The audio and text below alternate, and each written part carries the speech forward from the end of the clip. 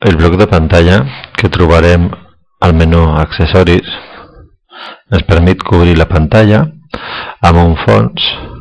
Aquest fons pot ser opac, com el que tenim per defecte, i es pot traslladar lliurement sobre la pantalla. Però també podem triar una sèrie d'opcions que apareixeran fent clic sobre el botó dret del ratolí.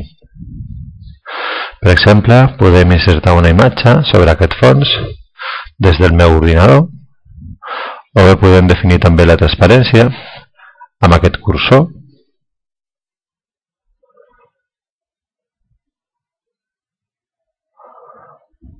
Podem anar des de transparent a totalment opac. També podem seleccionar diferents opcions de moviment. Ara mateix es pot moure lliurement, però jo puc definir que aquest moviment només sigui vertical. Fixeu-vos que moc el ratolí de forma diagonal, però només es mou verticalment.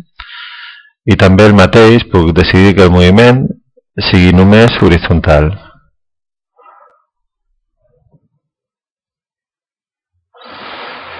Una altra opció que tenim és fer un petit retall en forma rectangular.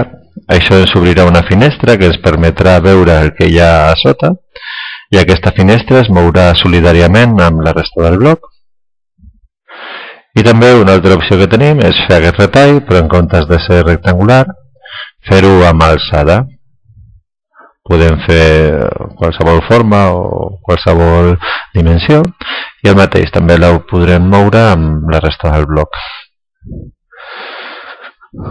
Una opció que tenim també força interessant és la possibilitat d'ajustar el bloc a la cantonada.